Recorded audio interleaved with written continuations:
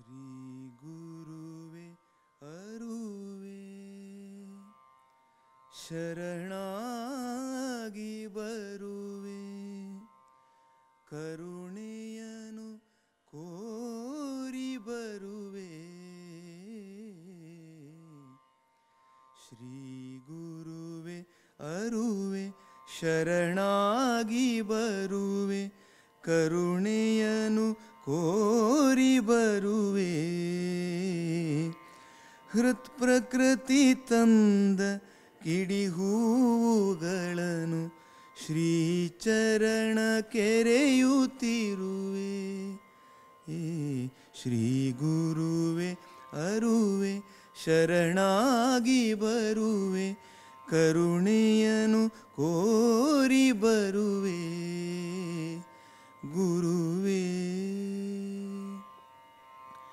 ಆ ಪಾದ ಪದ್ಮ ಎದೆಗವಚಿ ಹಿಡಿದು ನಡುನೆತ್ತಿಗೆತ್ತಿ ಕೊಂಬೆ ಉಸಿರಿಂದಲದನೆ ಬಲಗೊಂಬೆ ನನ್ನ ಕಣ್ಗೊಂಬೆ ಗೊತ್ತಿ ಕೊಂಬೆ ಶ್ರೀ ಗುರುವೆ ಅರುವೆ ಶರಣಾಗಿ ಬರುವೆ ಕರುಣೆಯನು ಕೋರಿ ಬರುವೆ ಗುರುವೇ ಭವ ಭವಕ್ಕೆ ನನ್ನ ಮುಂದೆತ್ತಿ ಒತ್ತಿ ತಂದಂಥ ತಂದೆ ನೀನು ಭಾವಕ್ಕೆ ಇಳಿದು ಸದ್ಭಾವ ಬಲಿಸಿ ಬರುವಂತೆ ಮಾಡು ನಾನು ಶ್ರೀ ಗುರುವೆ ಅರುವೆ ಶರಣಾಗಿ ಬರುವೆ ಕರುಣೆಯನು ಕೋರಿ ಬರುವೆ ಗುರುವೇ ಹೇ ಭವನೆ ಶಿವನೆ ಜವನವರ ಜವಕ್ಕೆ ಶವವಾಗದಂತೆ ಮಾಡು ಆ ಅಮೃತ ಸೃಷ್ಟಿಯಲಿ ದಿವ್ಯ ದೃಷ್ಟಿಯಲಿ ನೆರೆದು ತೆರೆದು ನೋಡು ಶ್ರೀ ಗುರುವೆ ಅರುವೆ ಶರಣಾಗಿ ಬರುವೆ ಕರುಣೆಯನು ಕೋರಿ ಬರುವೆ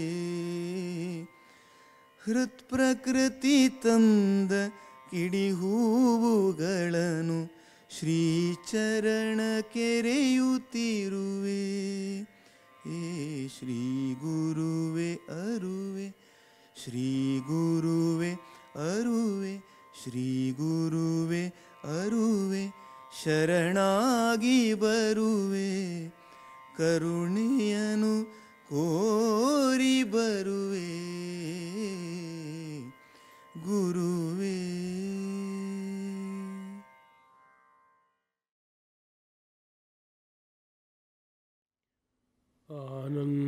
ಆನಂದಮಾನಂದಕರಂ ಪ್ರಸನ್ನಂ ಜ್ಞಾನಸ್ವರೂಪಂ ನಿಜಬೋಧಯುಕ್ತಂ ಯೋಗೀಂದ್ರಮೀಡ್ಯಂ ಭವರೋಗವೈದ್ಯಂ ಶ್ರೀಮತ್ಪರಂ ಬ್ರಹ್ಮಗುರುಂ ಸ್ಮರಾಮಿ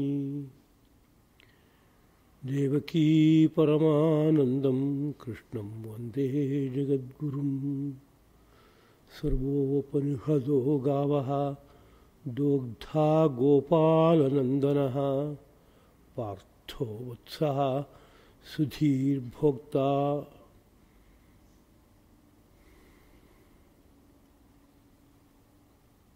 ಗೀತಾಮೃತಂ ಮಹತ್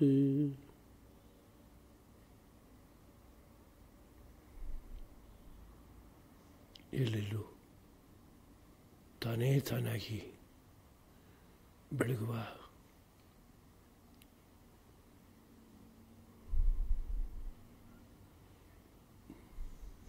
ಗುರುತತ್ವಕ್ಕೆ ನಮೋ ನಮಃ. ಹೃನ್ಮಂದಿರದಲ್ಲಿ ಆರಾಧ್ಯ ಮೂರ್ತಿಗಳಾಗಿ ಬೆಳಗುತ್ತಿರುವ ಶ್ರೀರಂಗ ವಿಜಯಲಕ್ಷ್ಮೀ ಸದ್ಗುರು ದಂಪತಿಗಳ ಪಾವನ ಪದಪದ್ಮಗಳಿಗೆ ಹಾರ್ದವಾದ ಪ್ರಣತಿಗಳು. ಎಲ್ಲ ಸಹೃದಯರಾದ ಜಿಜ್ಞಾಸುಗಳಿಗೂ ಹಾರ್ದಿಕವಾದ ನಮನಗಳು. ಭಗವದ್ಗೀತಾ ಪ್ರವಚನ ಮಾಲಿಕೆಯ 84ನೇ ಕುಸುಮವನ್ನು ಧರ್ಮಪ್ರಭು ಶ್ರೀಕೃಷ್ಣನ ಪದಪದ್ಮಗಳಲ್ಲಿ ಅರ್ಪಿಸ್ತಾ ಇದ್ದೇನೆ. ಈ ಹಿಂದಿನ ಪ್ರವಚನದಲ್ಲಿ ಯಾರು ಪರಮಗತಿಯಾದಂತಹ ಪರಮಾತ್ಮನನ್ನು ಹೋಗಿ ಸೇರ್ತಾರೆ ಅನ್ನುವ ಬಗ್ಗೆ ಶ್ರೀಕೃಷ್ಣ ಪ್ರಭುವಿನ ಆಶಯವನ್ನು ಗಮನಿಸಿದ್ದೇವೆ. ಯಾರು ವಿಶೇಷವಾದ ಪ್ರಯತ್ನವನ್ನು ಅದಕ್ಕಾಗಿ ಮಾಡ್ತಾರೋ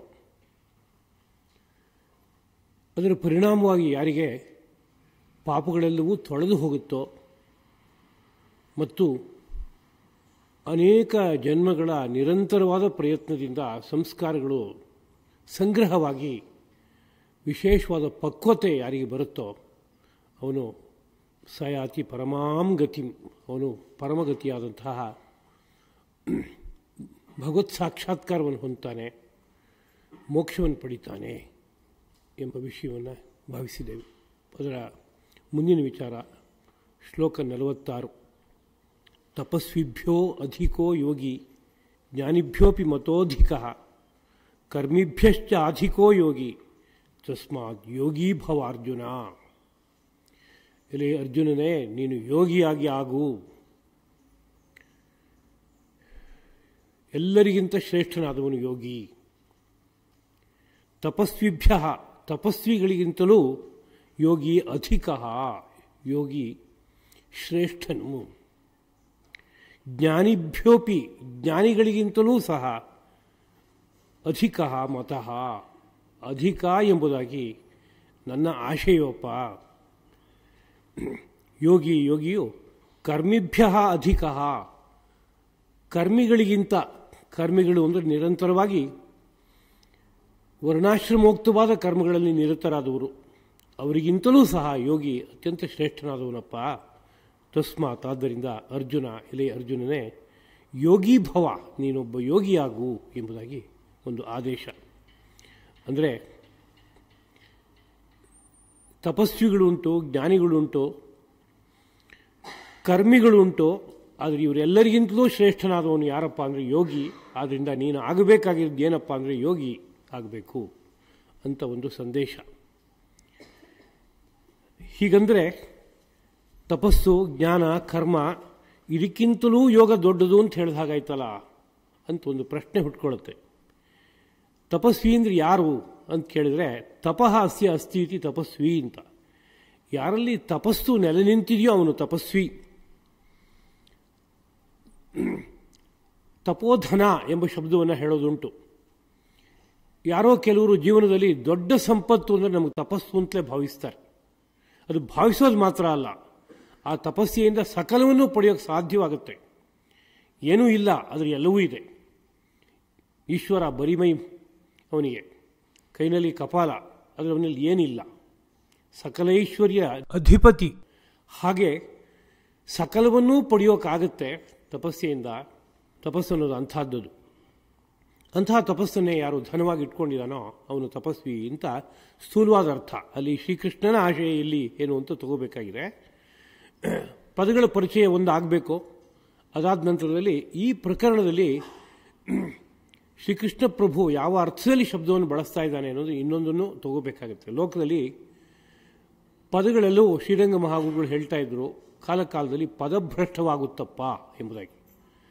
ಪದಗಳು ಪದಭ್ರಷ್ಟವಾಗುತ್ತೆ ಅಂದರೆ ಒಂದೊಂದು ಪದಕ್ಕೆ ಒಂದು ಪದಾರ್ಥವನ್ನು ಹೇಳುವ ಸಾಮರ್ಥ್ಯ ಇರುತ್ತೆ. ಒಂದೊಂದು ಪದಕ್ಕೆ ಒಂದೊಂದು ಸ್ಥಾನ ಇದೆ. ಪದ ಅನ್ನೋ ಶಬ್ದಕ್ಕೆ ಸ್ಥಾನ ಅಂತಲೂ ಒಂದು ಅರ್ಥ ಇದೆ.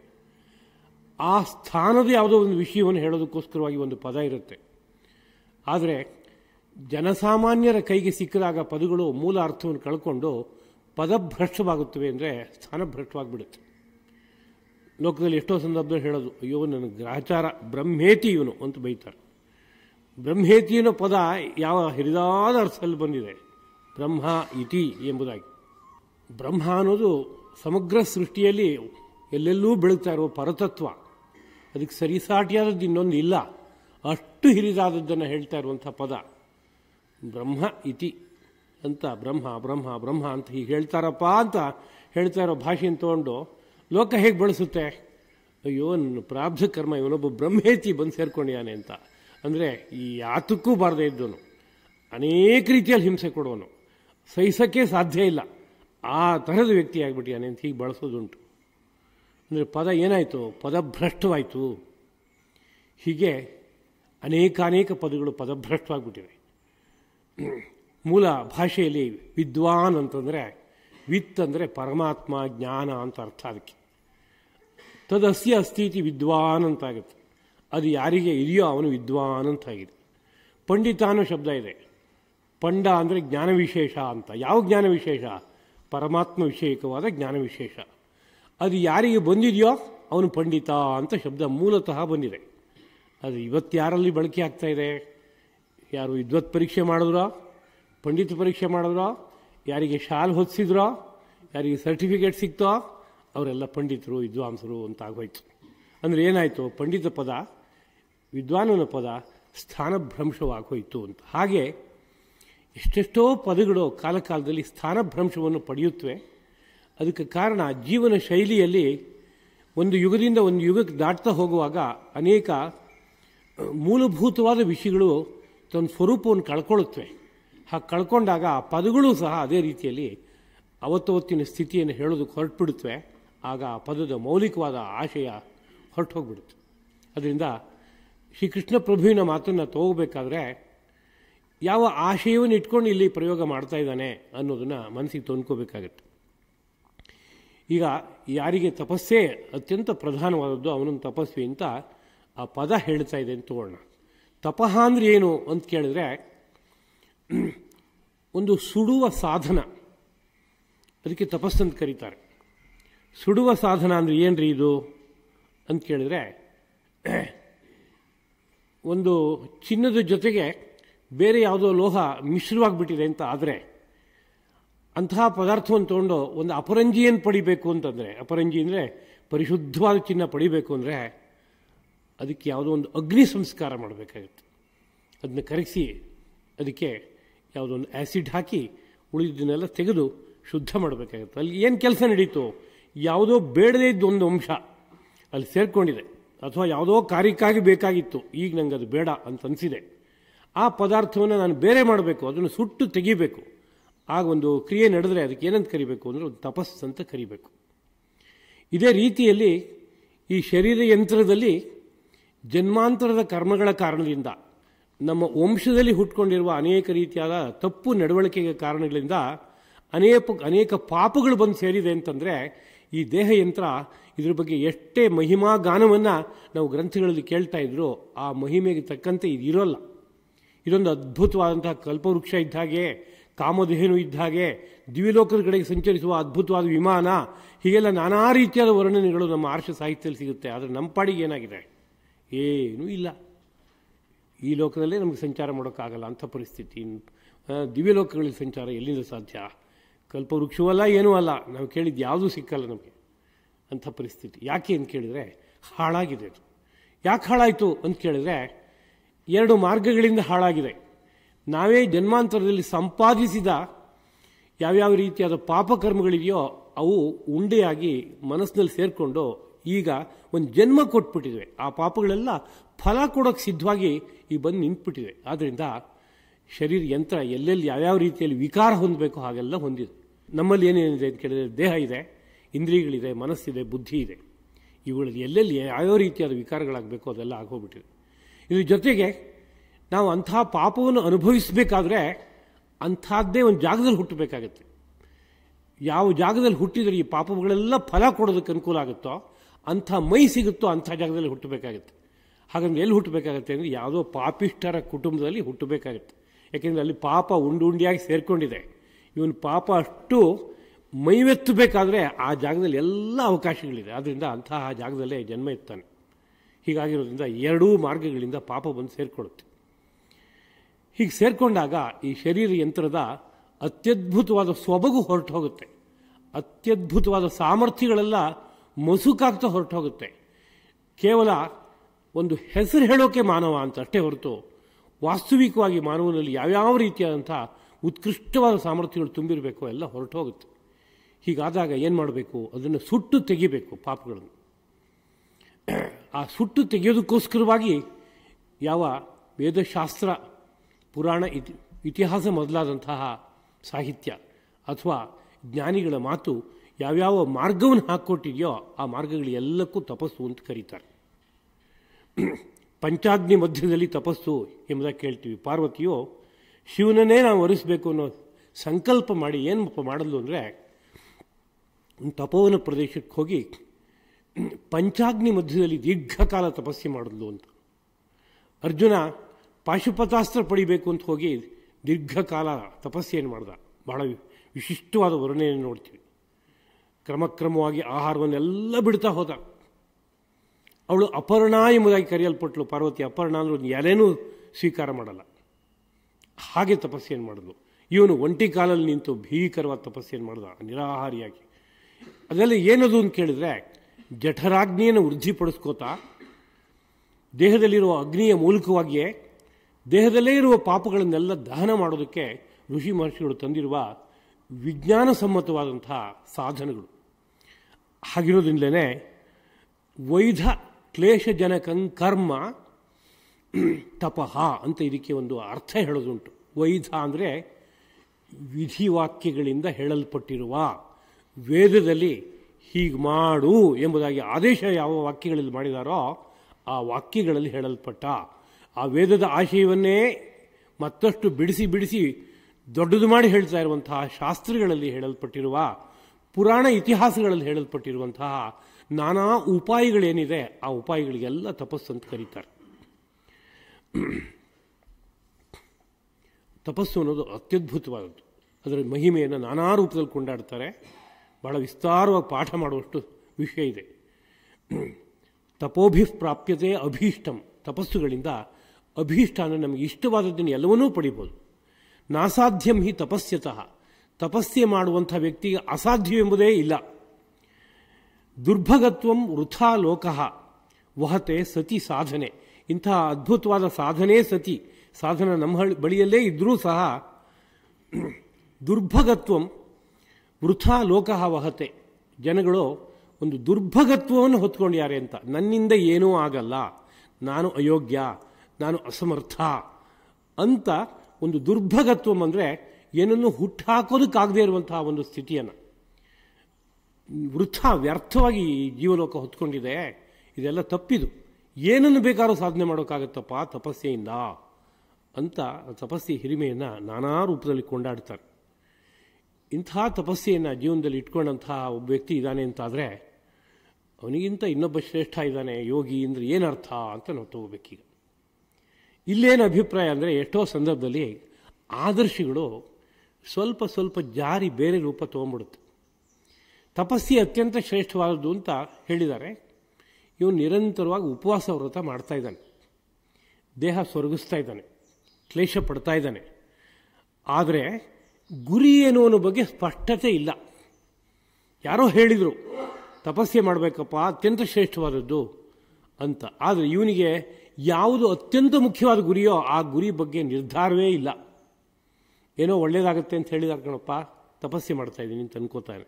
ಹಾಗೆ ಅಂದ್ಕೊಂಡಾಗ ತಪಸ್ಸೆ ಯಾವ ರೀತಿಯಲ್ಲಿ ಇರಬೇಕು ಅನ್ನೋ ಬಗ್ಗೆನೂ ಸ್ಪಷ್ಟತೆ ಇರೋಲ್ಲ. ಎಷ್ಟೋ ಸಂದರ್ಭದಲ್ಲಿ ದೀರ್ಘಕಾಲ ತಪಸ್ಸೆ ಮಾಡಿದೆ ಅಂತ ಮಾಡ್ತಾನೆ ಇರ್ತಾನೆ, ಅದ್ರ ಗುರಿ ಮಾತ್ರ ತಲುಪೋದಿಲ್ಲ. ಹೀಗಾದಾಗ ಇವ್ರನ್ನೂ ಹೊರಗಡೆ ದೃಷ್ಟಿಯಿಂದ ತಪಸ್ವಿ ಅಂತಲೇ ಕರಿಬೇಕಾಗತ್ತೆ. ಆದರೆ ಇಂಥ ತಪಸ್ವಿಗಿಂತ ಯೋಗಿ ಅತ್ಯಂತ ಶ್ರೇಷ್ಠನಾದವನಪ್ಪ ಅಂತ. ಯಾಕೆಂದರೆ ಅವನು ಗುರಿಯನ್ನು ತಲುಪಿಟ್ಯಾನೆ, ಇವನು ಸಾಧನೆ ಮಾಡ್ತಾ ಇದ್ದಾನೆ. ಇವನ ಸಾಧನೆಯಲ್ಲಿ ಸ್ಪಷ್ಟವಾದ ಉದ್ದೇಶವೂ ಇಲ್ಲದೆ ಇರಬಹುದು, ಸ್ಪಷ್ಟವಾದ ಉದ್ದೇಶ ಇರಬಹುದು, ಆದರೆ ನಿರಂತರವಾಗಿ ಸಾಧನೆ ಮಾಡ್ತಾ ಇದ್ದಾನೆ. ಹಾಗಿದ್ದಾಗ ಇವನಿಗಿಂತ ಯೋಗಿ ಶ್ರೇಷ್ಠನಲ್ವೇ ಅಂದರೆ ಶ್ರೇಷ್ಠ. ಯಾಕೆ ಶ್ರೇಷ್ಠ?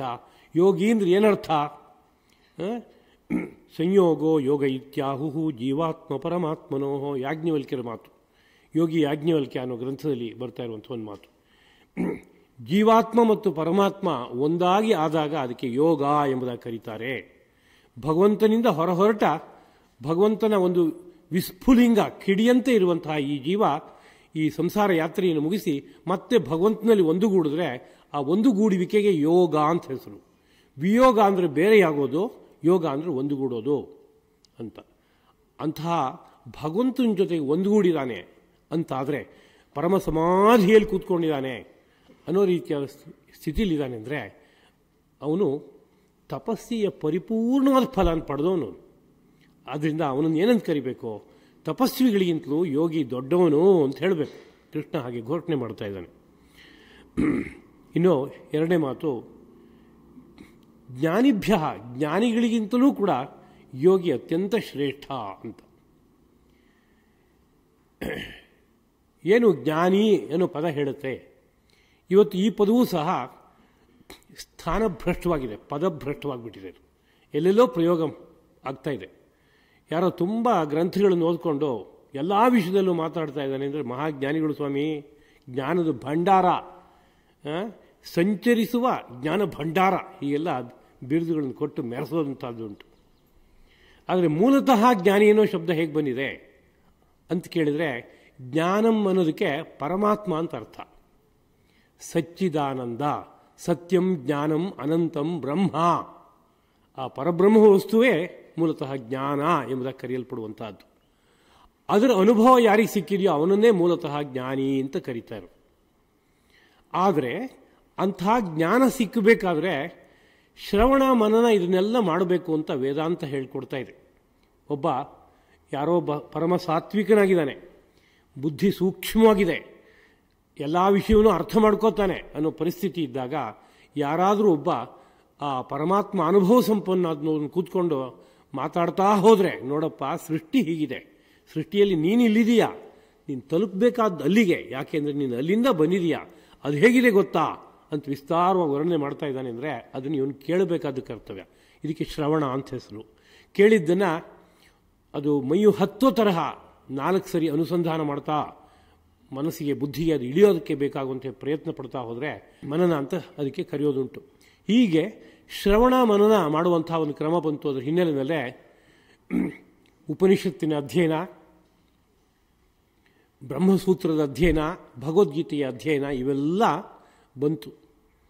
ಆದರೆ ಈ ಎಲ್ಲ ಗ್ರಂಥಗಳನ್ನು ಅಧ್ಯಯನ ಮಾಡಿದೆ. ಎಲ್ಲ ಗ್ರಂಥಗಳು ವಾಚೋವಿಧೇಯವಾಗಿದೆ. ವಾಚೋವಿಧೇಯ ಅಂತ ಪ್ರಾಚೀನರು ಸಂಸ್ಕೃತಜ್ಞರು ಬಳಸ್ತಾ ಇದ್ದಂಥ ಒಂದು ಪದ. ವಾಚೋವಿಧೇಯ ಅಂದರೆ ನಾಲಿಗೆಗೆ ಅಧೀನವಾಗಿದೆ. ಹೃದಯದಲ್ಲಿ ಒಳಗಡೆ ಆಳದಲ್ಲಿದೆ, ಸಮಯದಲ್ಲಿ ಬರೋಲ್ಲ, ಆಗಿಲ್ಲ.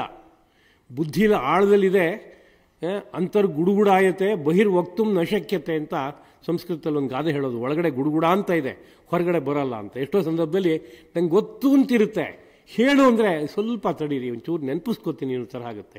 ಹಾಗಾಗದೆ ಯಾರೋ ಒಬ್ಬನಿಗೆ ನಾಲ್ಗೆ ತುದಿಲೇ ನಿಂತಿದೆ ಎಲ್ಲ ರೀತಿಯಾದ ಮಾತುಗಳು ಅಂತಿದ್ರೆ ಸಂಸ್ಕೃತ ಭಾಷೆಯಲ್ಲಿ ಅವನನ್ನು ವಾಚೋವಿಧೇಯವಾಗಿ ವಿದ್ಯೆಯನ್ನು ಇಟ್ಕೊಂಡಿದ್ದಾನಪ್ಪ ಅಂತ ಕೊಂಡಾಡೋದುಂಟು.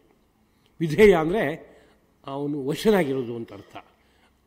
ಮಾತಿಗೆ ಸರಸ್ವತಿ ವಶವಾಗಿಬಿಟ್ಟಿದ್ದಾಳೆ, ನಾಲ್ಗೆನಲ್ಲಿ ನಲಿದು ನರ್ತಿಸ್ತಾ ಇದ್ದಾಳೆ ಅನ್ನೋ ಆಶಯದಲ್ಲಿ ವಾಚೋವಿಧೇಯ ಅಂತ ಅನ್ನೋ ಶಬ್ದವನ್ನು ಹೇಳೋದುಂಟು. ಹಾಗೆ ವಿದ್ಯೆಗಳನ್ನೆಲ್ಲವನ್ನೂ ಸಂಪೂರ್ಣವಾಗಿ ಕರಗತ ಮಾಡ್ಕೊಂಡಿದ್ದಾನೆ ಅನ್ನೋ ಸನ್ನಿವೇಶ ಇದೆ. ಆದರೆ ಒಳಗಡೆ ತತ್ವವನ್ನು ಮುಟ್ಟಲಿಲ್ಲ. ಯಾಕೆ ಅಂದರೆ ಇದರಲ್ಲೇ ಒಂದು ಆಕರ್ಷಣೆ ಶುರುವಾಗೋಯ್ತು. ಎಷ್ಟು ಚೆನ್ನಾಗಿದೆ ಈ ಗ್ರಂಥ, ಆ ಗ್ರಂಥ ಎಷ್ಟು ಚೆನ್ನಾಗಿದೆ. ಯೋಗ ವಾಸಿಷ್ಠ ಓದ್ದೆ, ಈಗ ಆನಂದ ರಾಮಾಯಣ ಓದ್ತಾ ಇದ್ದೀನಿ, ಈಗ ಇನ್ನೊಂದು ಗ್ರಂಥವನ್ನು ಓದ್ತಾ ಇದ್ದೀನಿ. ಎಷ್ಟು ಅದ್ಭುತವಾಗಿದೆ, ಎಷ್ಟು ಅದ್ಭುತವಾಗಿದೆ. ಜೀವನ ಎಲ್ಲ ಕಳೆದು ಹೋಗ್ತಾ ಇದೆ. ಆದರೆ ಒಂದೊಂದು ಗ್ರಂಥವು ಹೇಳ್ತಾ ಇರೋದೇನಪ್ಪ ಅಂದರೆ ಇದರೊಳಗಡೆ ಸಾರಿಷ್ಠವಾದ ಭಾಗ ಇದೆ, ಅದನ್ನು ಆ ಕಡೆ ನಿಗಾ ಕೊಡು, ಅದನ್ನು ನೋಡು ಅಂತ ಹೇಳ್ತಾ ಇದೆ. ಆದರೆ ಹಾಗೆ ಮಾಡದೇನೆ ಗ್ರಂಥ ಸಂಗ್ರಹ ಬಗೆಯಾಗಿ ಮಾಡ್ಕೋತಾ ಜೀವನವನ್ನು ಅದರಲ್ಲೇ ಕಳೀತಾ ಹೋಗ್ತಾ ಇದ್ದಾನೆ ಅಂತಂದರೆ ಅವನನ್ನು ಏನಂತ ಕರಿಬೇಕು ಅಂದರೆ ಜ್ಞಾನಿ ಅಂತ ಕರಿಬೇಕು. ಆದರೆ ಆ ಪ್ರಥಮ ಹಂತದ ಅಭ್ಯಾಸದಲ್ಲೇ ಜೀವನವನ್ನು ಪೂರ್ಣ ಮಾಡ್ಕೊಂಡ್ಬಿಡ್ತಾ ಇದ್ದಾನೆ. ಇನ್ನೊಂದು ಹಂತಕ್ಕೆ ಹೋಗಬೇಕಾಗಿತ್ತು. ಯಾವ ಹಂತಕ್ಕೆ ಹೋಗಬೇಕಾಗಿತ್ತು ಅಂತ ಕೇಳಿದ್ರೆ ಹೇಳುತ್ತೆ ನಮ್ಮ ಉಪನಿಷತ್ತು, ಗ್ರಂಥಮಭ್ಯಸ್ಯ ಮೇಧಾವಿ ಜ್ಞಾನವಿಜ್ಞಾನ ತತ್ಪರಃ ಫಲಾಲಮಿವ ಧಾನ್ಯಾರ್ಥಿ ತ್ಯಜೇತ್ ಗ್ರಂಥಾನ್ ಅಶೇಷತಃ. ಇದು ಉಪನಿಷತ್ತಿನ ಮಾತು. ಗ್ರಂಥಮಭ್ಯಸ್ಯ, ಗ್ರಂಥ ಅಭ್ಯಾಸ ಮಾಡ್ತೀಯ, ಅಭ್ಯಾಸ ಮಾಡು. ಗ್ರಂಥ ಅಭ್ಯಾಸ ಮಾಡೋದ್ರೆ ಪುಸ್ತಕ ಓದು ಅನ್ನೋ ಆಶಯವನ್ನು ಹೇಳೋಲ್ಲ. ಹಿಂದಿನ ಪ್ರವಚನ ನೆನಪಿಸ್ಕೊಂಡೆ, ಯಾವುದೇ ಗ್ರಂಥವನ್ನು ಓದಬಾರದು ಅನ್ನೋದೇ ಭಾರತೀಯರ ಒಂದು ವಿಶಿಷ್ಟವಾದಂತಹ ಸಿದ್ಧಾಂತ. ಕೇಳಬೇಕು ಅಂತ, ಏಕೆಂದರೆ ಗ್ರಂಥದ ಹಿಂದ್ಗಡೆ ಅನೇಕ ಗುಪ್ತವಾದ ಆಶಯಗಳೆಲ್ಲ ಇದೆ. ಅದು ಹಿಂದ್ಗಡೆಗೆ ಭಾವರಸ ಎಲ್ಲ ಸೇರಿದೆ.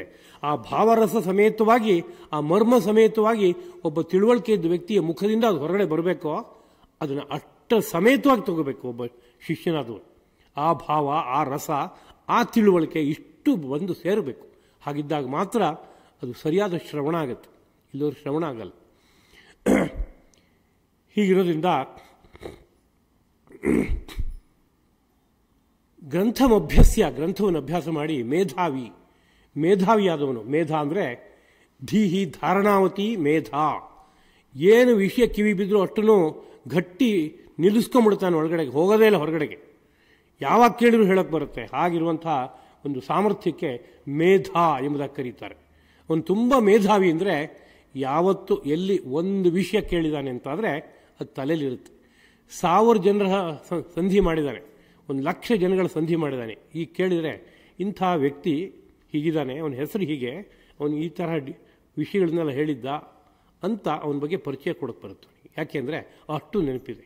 ನಮ್ಮ ಹಿಂದಿನವರೆಲ್ಲ ಹೇಗಿದ್ರು, ಒಂದು 75 ವರ್ಷ 100 ವರ್ಷದ ಹಿಂದಿನ ಕಥೆ ಕೇಳಬೇಕು ನೀವು. ಅಜ್ಜಿ ಅಜ್ಜ ಅವರು ಬಾಲ್ಯದ ಅಷ್ಟೂ ವಿಷಯಗಳನ್ನು ಹೇಳ್ತಾ ಇದ್ರು. ಅದು ಬಿಡಿಸಿ ಇಷ್ಟು ವಿಸ್ತಾರವಾಗಿ ಕೇಳೋರಿಗೆ ಈ ಪುರಾಣ ಎಲ್ಲ ಯಾಕಜ್ಜಿ ಸಾರಿಷ್ಠವಾದ ಹೇಳುವ ಅನ್ನೋ ಪರಿಸ್ಥಿತಿ ಆಗ್ತಾ ಇತ್ತು. ಆದರೆ ಅವರಿಗೆ ಪ್ರತಿ ಹೆಜ್ಜೆ ನೆನಪಿರ್ತಾ ಇತ್ತು. ಯಾತಕ್ಕೆ ಕಾರಣ ಅಂದರೆ ಬದುಕಿನಲ್ಲಿ ಈ ಮೇಧ ಅನ್ನೋ ರೀತಿಯ ಸಾಮರ್ಥ್ಯ ವೃದ್ಧಿಯಾಗೋದಕ್ಕೆ ಬೇಕಾಗುವಂಥ ಆಹಾರ ವಸ್ತುಗಳನ್ನು ಬಳಸ್ತಾ ಇದ್ರು. ಅದು ಹಾಳಾಗೋಕ್ಕೆ ಬೇಕಾಗುವ ನಡೆನುಡಿಗಳನ್ನು ಒಂದು ಚೂರು ಇಟ್ಕೋತಾ ಇರಲಿಲ್ಲ. ಹಾಗಾಗಿ ಅಪಾರವಾದ ಮೇಧೆ ಸಹಜವಾಗಿತ್ತು.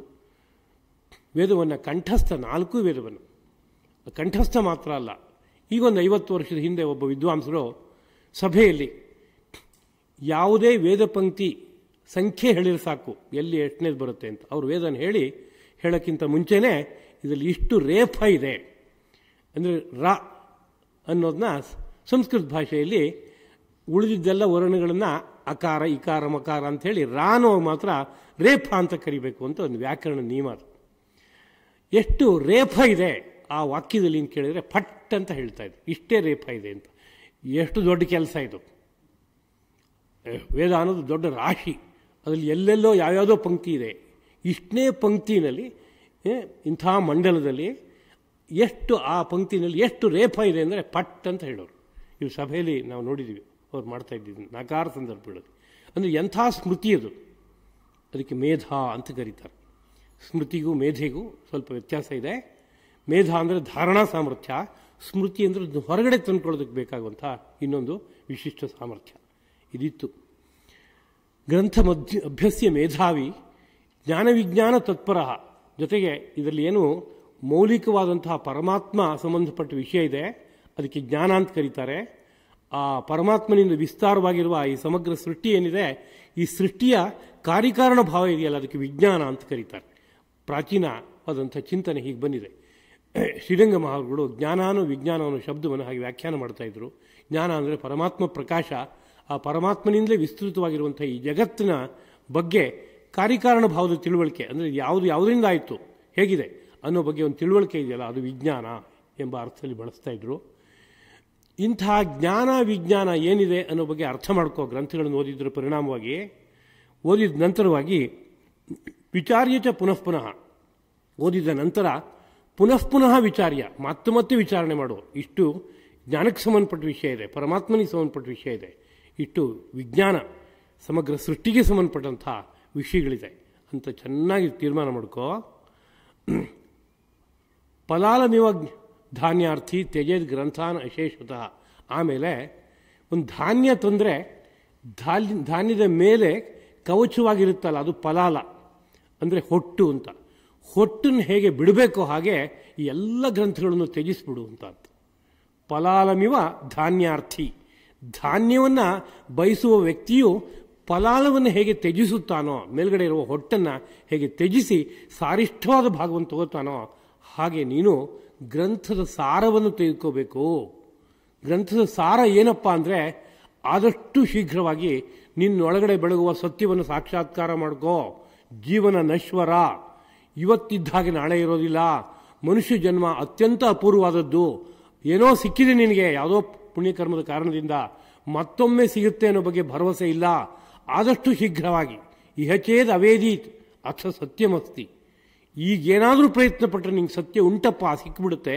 ಸತ್ಯ ಅನ್ನೋದಕ್ಕಿಲ್ಲಿ ಪರಮಾತ್ಮ ಅಂತ ಅರ್ಥ.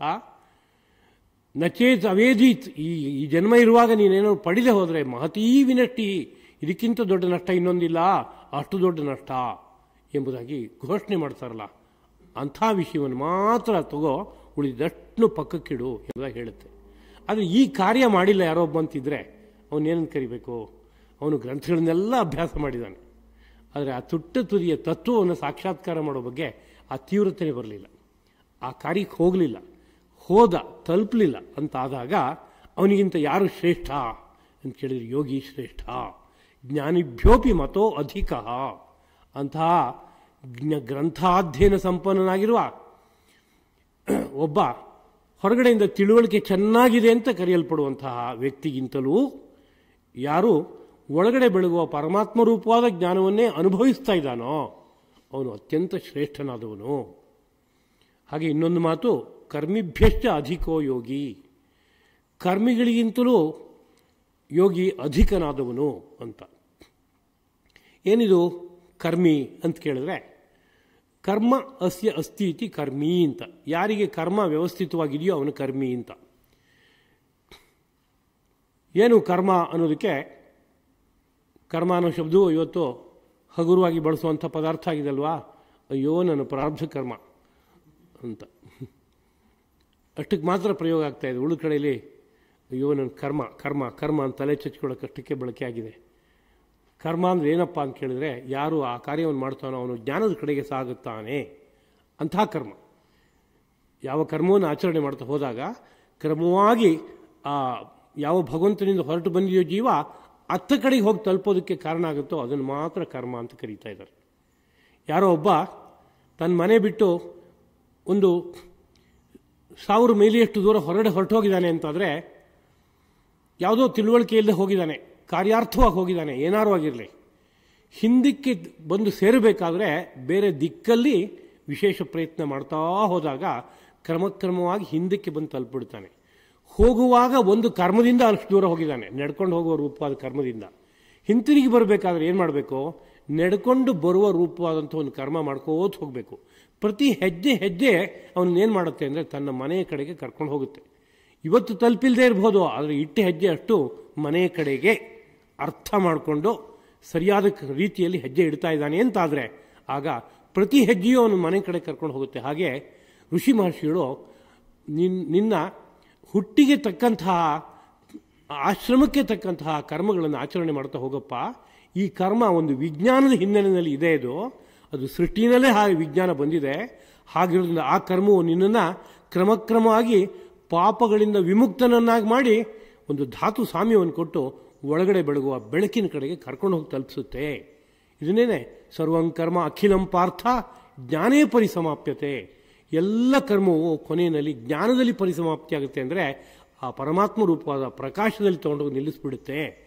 ಹಾಗೆ ಕರ್ಮಗಳು ಬಂದಿದೆಯಪ್ಪ. ಅದರಿಂದ ನಮ್ಮ ಮನಸ್ಸಿಗೆ ತೋರದಂತೆ ಕರ್ಮವನ್ನು ಇಟ್ಕೋತೀನಿ, ಮಾಡ್ತೇನೆ ಅಂತಂದರೆ ಅದು ಅಲ್ಲಿ ಕರ್ಕೊಂಡೋಗಿ ತರಿಸಲ್ಲ. ಅದಕ್ಕೆ ಬದಲಿಗೆ ಮತ್ತಷ್ಟು ಸಂಸಾರ ಯಾತ್ರೆ ಜಾಸ್ತಿ ಮಾಡಿಸುತ್ತೆ, ಭ್ರಮಣ ಮಾಡಿಸುತ್ತೆ, ನೂರಾರು ಸಾವಿರಾರು ಜನ್ಮಗಳ ಕಡೆ ಕರ್ಕೊಂಡು ಹೊರಟೋಗ್ಬಿಡುತ್ತೆ, ಸಿಗಾಕ್ಸ್ಬಿಡುತ್ತೆ. ಅದರಿಂದ ನಿನ್ನ ಮನಸ್ಸಿಗೆ ತೋರದಂತೆ ಕರ್ಮವನ್ನು ಆಚರಣೆ ಮಾಡೋದಲ್ಲಪ್ಪ. ಜ್ಞಾನಿಗಳು, ಋಷಿಗಳು, ಮಹರ್ಷಿಗಳು ಯಾರು ಯಾವಾಗ ಹೇಗೆ ಕರ್ಮವನ್ನು ಆಚರಿಸಬೇಕು ಅಂತ ಹೇಳಿದಾರೋ ಹಾಗೆ ಕರ್ಮವನ್ನು ಆಚರಣೆ ಮಾಡೋದಾದರೆ ಆ ಕರ್ಮ ಮೋಕ್ಷದ ಕಡೆ ಕರ್ಕೊಂಡು ಹೋಗುತ್ತೆ ಅಂತ ಹೇಳಿಕೊಟ್ಟಿದ್ದಾರೆ. ಆ ಕರ್ಮವನ್ನು ಆಚರಣೆ ಮಾಡುವಂಥ ಪದ್ಧತಿ ಬಂದಿದೆ. ಆ ಕರ್ಮವನ್ನು ಆಚರಣೆ ಮಾಡುವ ಪದ್ಧತಿ ಬಂದಾಗ ಅವ್ರನ್ನ ಏನಂತ ಕರಿಬೇಕು ಅಂದರೆ ಕರ್ಮಿ ಅಂತ ಕರಿಬೇಕು. ಕರ್ಮದಲ್ಲಿ ಜೀವನವನ್ನು ಸಂಪೂರ್ಣವಾಗಿ ತೆತ್ಕೊಂಡ್ಬಿಟ್ಟಿದ್ದಾನೆ. ಪ್ರಾತಃ ಕಾಲದಿಂದ ಸಂಜೆಯವರೆಗೆ 365 ದಿನವೂ ಸಹ ಬದುಕಿನಲ್ಲಿ ಆರಂಭದಿಂದ ಕೊನೆಯವರೆಗೆ ನಿರಂತರವಾಗಿ ಕರ್ಮದಲ್ಲಿ ತೊಡಗಿದ್ದಾನೆ. ಆದರೆ ಈ ಎಲ್ಲ ಕರ್ಮದ ವಿಶಿಷ್ಟವಾದಂಥ ಗುರಿ ಯಾವುದು ಅನ್ನೋ ಬಗ್ಗೆ ನಿಗಾ ಇಲ್ಲ. ಗುರಿ ಯಾವುದಪ್ಪ ಅಂತ ಕೇಳಿದರೆ ಭಗವತ್ ಸಾಕ್ಷಾತ್ಕಾರ. ಆ ಬಗ್ಗೆ ನಿಗವೇ ಇಲ್ಲ. ಕರ್ಮ ಮಾಡಬೇಕು, ಕರ್ಮ ಮಾಡಬೇಕು, ಕರ್ಮ ಮಾಡಬೇಕು, ಇಷ್ಟರಲ್ಲೇ ನಿಗಾ ಇದೆ. ಮನೆಯಲ್ಲಿ ದೇವ್ರ ಪೂಜೆ ಮಾಡಬೇಕು, ಅದಕ್ಕಾಗಿ ಮನೆಯನ್ನೆಲ್ಲ ಒರೆಸ್ಬೇಕು, ಸಾರಿಸ್ಬೇಕು. ಹಳೆ ಕಾಲದ ಕಥೆ, ಇವತ್ತು ಇದೆಲ್ಲ ಇಲ್ಲ ಅಂತ ಅನಿಸುತ್ತೆ. ಆದರೂ ಹಳೆ ಕಾಲದ ಕಥೆ ಆದರೂ ಜೀವನಕ್ಕೆ ಬೇಕಾದದ್ದು. ಅದನ್ನು ನಿತ್ಯ ನೂತನ ಅಂತ ಇಟ್ಕೋಬೇಕು. ಆಮೇಲೆ ಪಾತ್ರೆ ಪಡುಗ ಏನೇನು ಬೇಕೋ ಅದೆಲ್ಲ ತೊಳೆದಾಯ್ತು, ದೇವರ ಸಾಮಗ್ರಿ ಎಲ್ಲ ತೊಳೆದಾಯ್ತು, ತೊಳಿತಾನೇ ಇದ್ದಾನೆ. ಮುಹೂರ್ತ ಎಲ್ಲ ಮುಗಿದೋಯ್ತು, ಭಾಳ ಹೊತ್ತಾಗೋಯ್ತು, ಭೋಜನಕ್ಕೆ ಹೇಳೋಣ ಅಂತ ಬುದ್ಧಿ ಉಟ್ಕೋತು. 2 ನಿಮಿಷ ಪೂಜೆ ಮುಗಿಸಿ ಭೋಜನದ ಕಡೆಗೆ ಹೊರಟೋದ. ಮಾಡಿದ ಕೆಲಸ ಏನಪ್ಪ ಅಂದರೆ ಪೂಜೆಗಾಗಿ ಇಷ್ಟು ಸಿದ್ಧತೆ ಮಾಡಿದ್ದು, ಆದರೆ ಪೂಜೆಗೆ ಸ್ಥಾನನೇ ಇಲ್ಲ. ಹೀಗೆ ಮಾಡಿದ್ರೆ ಸರಿಯಾಗುತ್ತಾ? ಖಂಡಿತ ಇಲ್ಲ. ಕೃಷಿ ಮಾಡಬೇಕು ಅಂತ ಯಾರೋ ಹೇಳಿದರು. ಕೃಷಿ ಮಾಡೋದು ಅಂದರೆ ಏನು ಅಂತ ಕೇಳ್ಕೊಂಡ. ಭೂಮಿಯನ್ನು ಹದನಾಗಿ ಮಾಡಬೇಕು, ಅಂದರೆ ಉಳಬೇಕು, ಕಲ್ಲಿದ್ದರೆ ತೆಗಿಬೇಕು, ಆಮೇಲೆ ಅದಕ್ಕೆ ಗೊಬ್ಬರ ಸೇರಿಸ್ಬೇಕು, ಅದಾದಮೇಲೆ ಅದಕ್ಕೆ ಒಳಗಡೆ ಯಾವುದೇ ಉಪಟಳ ಆಗಬಾರ್ದು ಅಂತ ಬೇಲಿ ಹಾಕಬೇಕು, ಅದೇ ರೀತಿಯಲ್ಲಿ ನೀರು ಉಣಿಸ್ಬೇಕು, ಎಲ್ಲ ಸರಿ. ತುಂಬ ಮುಖ್ಯವಾದ್ದು ಬೀಜ ನೆಡಬೇಕು ಅನ್ನೋ ವಿಷಯದಲ್ಲಿ ಸ್ವಲ್ಪ ಮರು ಹೋಗ್ಬಿಟ್ಟಿದೆ. ನಿರಂತರವಾಗಿ ಉತ್ತುತ್ತಾನೇ ಇದ್ದಾನೆ, ಗೊಬ್ಬರ ಹಾಕ್ತಾನೇ ಇದ್ದಾನೆ, ಬೇಲಿ ಕಟ್ತಾನೇ ಇದ್ದಾನೆ, ಕಳೆ ತೆಗಿತಾನೇ ಇದ್ದಾನೆ. ಈ ಎಷ್ಟು ವರ್ಷ ಮಾಡಿದ್ರೆ ಲಾಭ ಆಗ್ಬೋದು ಇದು? ಯಾಕೆಂದರೆ ತುಂಬ ಮುಖ್ಯವಾದ ಒಂದು ಕೆಲಸ ಬಿಟ್ಟು ಹೋಗಿದೆಯಲ್ಲ. ಹಾಗೆ ಈ ಕರ್ಮದ ಸಾಮ್ರಾಜ್ಯವನ್ನು ಬೆಳೆಸ್ಕೊಂಡು ಹೋಗುವಾಗ ಅತ್ಯಂತ ಮುಖ್ಯವಾದ ವಿಷಯಕ್ಕೆ ಪ್ರಾಧಾನ್ಯವೇ ಕೊಡದೆ ಹೋದರೆ, ಮನಸ್ಸಿನಲ್ಲಿ ಪ್ರಾಧಾನ್ಯ ಒಂದು ಇಲ್ಲ ಅಂತಾದರೆ ಆ ಕಡೆ ಹೋಗಲ್ಲ. ಅದು ಕರ್ಮಕ್ಕೆ ಅಂಟ್ಕೊಳ್ಳುತ್ತೆ. ಕರ್ಮಕ್ಕೆ ಅಂಟ್ಕೊಳ್ಳೋದಲ್ಲ, ಕರ್ಮವನ್ನು ಪದ್ಮಪತ್ರದಂತೆ ಅಂಟ್ಕೊಳ್ಳದೆ ಅದನ್ನು ನಿರ್ವಾಹ ಮಾಡಬೇಕು ಅಂತ ಹೇಳ್ತಾ ಇರೋದು. ಕರ್ಮಕ್ಕೆ ಯಾಕೆ ಅಂಟ್ಕೋತೀಯ? ಕರ್ಮ ಫಲಕ್ಕೆ ಯಾಕೆ ಅಂಟ್ಕೋತೀಯ? ತತ್ವ ಸಾಕ್ಷಾತ್ಕಾರ ಆಗಬೇಕು. ಅದಕ್ಕೆ ಇದು ವಾಹನ. ಇದು ಎಲ್ಲೋ ನದಿ ದಾಟಪ್ಪ, ಒಂದು ವಾಹನ ಹತ್ಕೊಂಡು ಒಂದು ದೋಣಿನ ಹತ್ಕೊಂಡು ಅಂದರೆ ಆ ದೋಣಿಗೆ ಅಂಟ್ಕೊಂಡು ಕೂತ್ಕೊಂಡ್ಬಿಟ್ರೆ ನದಿ ದಾಟ್ತಾ ಹೋಗ್ತಾ ಇದ್ದಾನೆ, ಆದರೆ ದೋಣಿ ಇನ್ನೊಂದು ಚೂರು ದೂರ ಹೋಗ್ಬಿಟ್ರೆ ದಾಟಿ ಮುಗಿದೋಗುತ್ತಲ್ಲ, ಆ ದೋಣಿ ಎಲ್ಲಿಂದ ಬಿಡಲಿ ನಾನು, ಒಂಚೂರು ಹಿಂದಕ್ಕೆ ತಿರ್ಗಿಸೋ ಅಂತಂದರೆ ಇದು ಉದ್ದೇಶ ಸರಿಯಾಯ್ತಾ? ಇದು ಸರಿಯಾಗಲ್ಲ. ಅದು ದೋಣಿ ಇರೋದೇ ದಾಟಕ್ಕೋಸ್ಕರ. ದಾಟಿದ ಕೂಡಲೇ ಬಿಟ್ಟು ಹೊರಡಕ್ಕೆ ಮನಸ್ಸು ಸಿದ್ಧವಾಗಿರಬೇಕು. ಆ ದೋಣಿಯನ್ನೇ ಅಂಟ್ಕೊಂಡ್ರೆ ಹೇಗಾಗುತ್ತೆ? ಹಾಗೆ ಯಾರಾದರೂ ಬಿದ್ದರೆ ಅವನನ್ನು ಕೂಡ ಕರ್ಮಿ ಅಂತಲೇ ಕರಿಬೇಕಾಗಿತ್ತು. ಆದರೆ ಆದರ್ಶದಿಂದ ಸ್ವಲ್ಪ ಜಾರಿರುವಂಥ ಕರ್ಮಿ ಅಥವಾ ಆದರ್ಶದ ಮಾರ್ಗದಲ್ಲಿ ಹೋಗ್ತಾ ಇದ್ದಾನೆ, ತುದಿ ಇನ್ನೂ ತಲುಪಿಲ್ಲ ಅಂಥವನು ಅಂತ ಇಟ್ಕೊಂಡ್ರೆ ಅವನಿಗಿಂತ ಯಾರು ಶ್ರೇಷ್ಠ ಅಂತ ಕೇಳಿದರೆ ಯೋಗಿ ಶ್ರೇಷ್ಠ, ಯೋಗಿ ಶ್ರೇಷ್ಠನಾದವನು ಅಂತ. ಯಾಕೆಂದರೆ ಅವನು ತುದಿ ತಲುಪಾಗಿದೆ, ಅದರಿಂದ ಶ್ರೇಷ್ಠನಾದವನು. ತುದಿ ತಲುಪಿಬಿಟ್ರೆ ಏನು ಶ್ರೇಷ್ಠತೆ ಅಂತ ಕೇಳಿದರೆ, ನಾನಾ ಸಾಹಿತ್ಯಗಳು ನಮ್ಮನ್ನು ನಾನಾ ರೂಪದಲ್ಲಿ ಕೊಂಡಾಡುತ್ತೆ. ಅದೊಂದು ಅದ್ಭುತವಾದ ಆನಂದದ ಅನುಭವ ಅಪ್ಪ. ಆ ಆನಂದದ ಅನುಭವ ಪಡೆಯೋ ತನಕ ಹಾಹಾಕಾರ ಜೀವನದಲ್ಲಿ ಹೋಗಲ್ಲ. ಅದು ಬೇಕು, ಇದು ಬೇಕು, ಹಾಗೆ ಮಾಡಬೇಕು, ಹೀಗೆ ಮಾಡಬೇಕು, ಮುಕ್ತಾಯವಿಲ್ಲದ ಸ್ಪೃಹ, ಆಸೆ. ಅದರಿಂದ ಸದಾ ಕಾಲದಲ್ಲೂ ರಾಗದ್ವೇಷಗಳು, ಸದಾ ಕಾಲದಲ್ಲೂ ಪಾಪಕರ್ಮಗಳು, ಪರಿಣಾಮವಾಗಿ ನಾನಾ ಜನ್ಮಗಳ ಹುಟ್ಟು, ಸಮಸ್ಯೆ, ಇವೆಲ್ಲ ಯಾಕಪ್ಪ ಬೇಕು? ಅದರಿಂದ ಅತ್ಯಂತ ಅಗತ್ಯವಾಗಿ ಆ ಅದ್ಭುತವಾದ ಜ್ಞಾನಾನಂದವನ್ನು ಸವಿಬೇಕಪ್ಪ.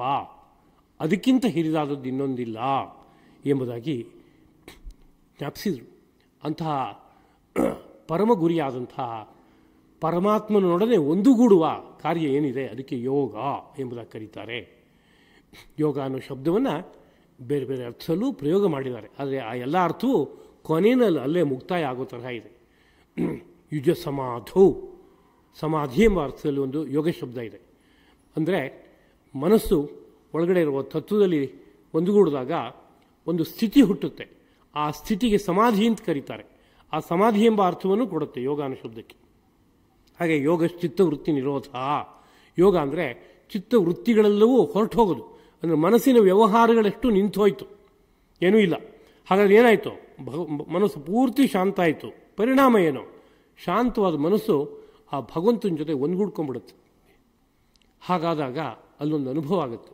ಅದಕ್ಕೆ ಯೋಗ ಎಂಬುದಾಗಿ ಪತಂಜಲಿಗಳು ಕರೆದರು. ಅದೇ ರೀತಿಯಲ್ಲಿ ಯೋಗ ಸಂಯೋಗ ಅಂತ ಒಬ್ಬರು ಕರೆದರು. ಯೋಗ ಅಂದರೆ ಏನಪ್ಪ ಅಂತ ಕೇಳಿದ್ರೆ ಆ ಭಗವಂತನ ಜೊತೆ ಒಂದುಗೂಡೋದು ಅಂತ ಕರೆದರು.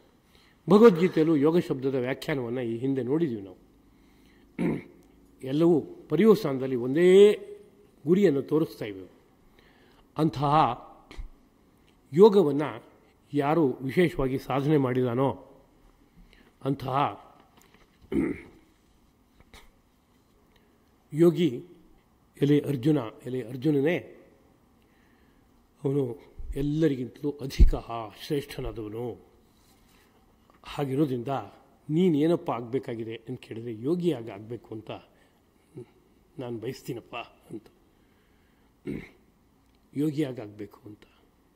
ಯೋಗಿಯಾಗಿ ಆಗಬೇಕಾದ್ರೆ ಹಾಗಾದ್ರೆ ಕೂತ್ಕೊಂಡ್ಬಿಡ್ತೀನಿ ಧ್ಯಾನಕ್ಕೆ ಈಗಲೇ, ಎಲ್ಲ ಬಿಟ್ಬಿಡ್ತೀನಿ. ಬಹಳ ಒಳ್ಳೆಯದಾಯಿತು ಕೃಷ್ಣ, ನಾನು ಇದನ್ನೇ ಬಯಸ್ತಾ ಇದ್ದಿದ್ದು, ಯುದ್ಧ ಖಂಡಿತ ಬೇಡ ಅಂತ. ಆ ಕಡೆ ಎಲ್ಲಿ ತಿರುಗಿಬಿಡ್ತಾನೋ ಅನ್ನೋ ಕಾರಣಕ್ಕೆ ಅಲ್ಲಲ್ಲೇ ಎಚ್ಚರಿಕೆ ಕೊಟ್ಕೊಂಡೇ ಬರೋದಾನೆ.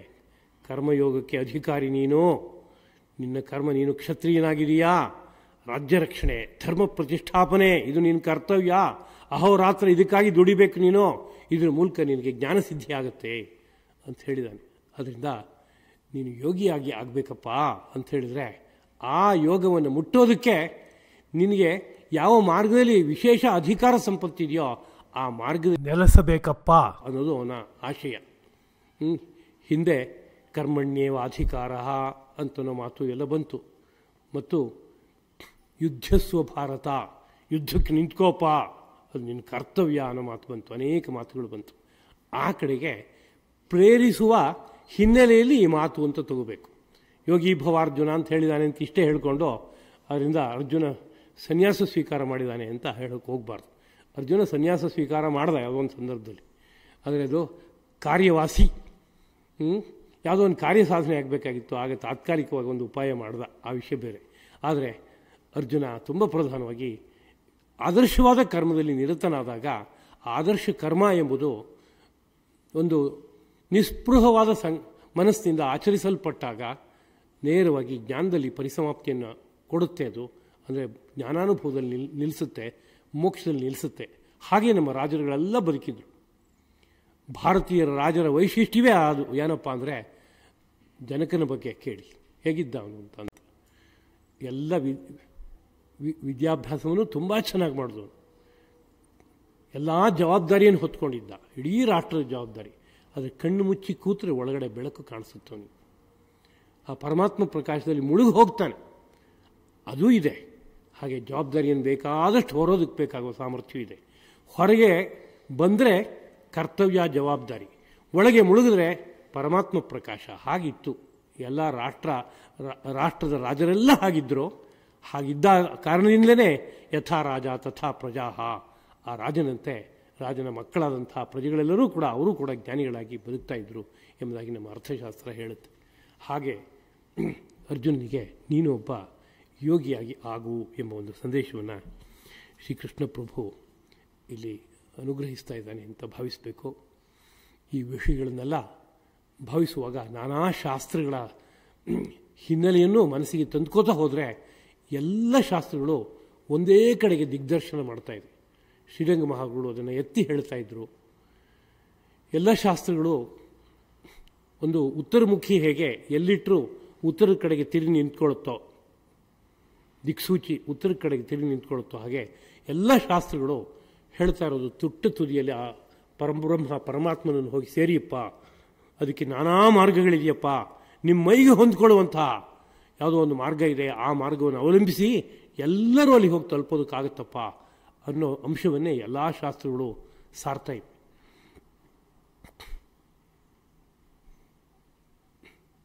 ಅಂತಹ ಅಂಶವನ್ನು ಮನಸ್ಸಿಗೆ ತಂದುಕೊಂಡು ಶ್ರೀಕೃಷ್ಣ ಅರ್ಜುನಿಗೆ ಕೊಟ್ಟ ಸಂದೇಶವನ್ನು ಭಾವನೆ ಮಾಡಬೇಕು. ಮತ್ತು ನಮ್ಮ ಪಾಲಿಗೆ ಯಾವುದು ಆದರ್ಶವಾದ ಮಾರ್ಗವೋ ಆ ಮಾರ್ಗವನ್ನು ಅವಲಂಬಿಸಬೇಕು. ಅದರಲ್ಲಿ ನಿಷ್ಠೆಯಿಂದ ಸಾಗಬೇಕು, ವಿಶೇಷ ಪ್ರಯತ್ನವನ್ನು ಮಾಡಬೇಕು, ಗುರಿಯಲ್ಲಿ ಒಂದು ಬದ್ಧತೆ ಇರಬೇಕು. ಹಾಗಾಗೋದಾದರೆ ಗುರಿ ತಲುಪೋಕೆ ಸಾಧ್ಯವಾಗುತ್ತೆ ಎಂಬುದನ್ನು ನೆನಪಿಸ್ಕೋತಾ ಈ 4 ಮಾತುಗಳನ್ನು ಶ್ರೀಕೃಷ್ಣ ಪ್ರಭುವಿನ ಪದಪದ್ಮಗಳಲ್ಲಿ ಅರ್ಪಿಸ್ತಾ ಇದ್ದೀನಿ. ಕಾಯೇನ ವಾಚಾ ಮನಸಾ ಇಂದ್ರಿಯೈರ್ವಾ ಬುದ್ಧ್ಯಾತ್ಮನಾ ವಾ ಪ್ರಕೃತೆ ಸ್ವಭಾವಾತ್ ಕರೋಮಿ ಯದ್ಯತ್ ಸಕಲಂ ಪರಸ್ಮೈ ನಾರಾಯಣಾಯೇತಿ ಸಮರ್ಪಯಾಮಿ. ಶ್ರೀಕೃಷ್ಣಾರ್ಪಣಮಸ್ತು.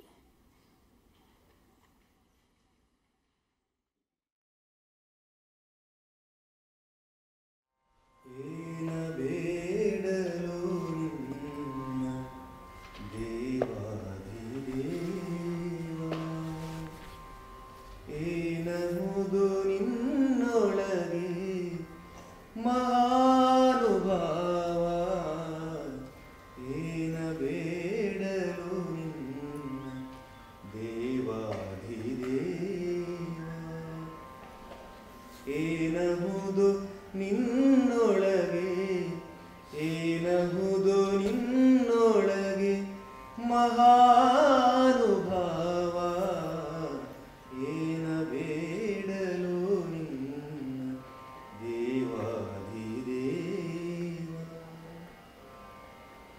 ಮನೆಯ ಬೇಡಲೆ ವನದಿ ಹಾಸಿಗೆಯೂ ವಟಪತ್ರ ವನಿತೆಯರ ಬೇಡಲತಿ ಬ್ರಹ್ಮಚಾರಿ ನೀನು ಘನ ಸಖ್ಯವನು ಬಯಸೆ ನೆನೆಯುವರ ಮನದಲಿಗೆ ತಿನ್ನುವುದಕ್ಕೆ ಕೇಳುವೆನೆ ನವನೀತ ಚೋರ ತಿನ್ನುವುದಕ್ಕೆ ಕೇಳುವೆನೆ ನವನೀತ ಚೋರ ಏನ ಬೇಡಲು ನಿನ್ನ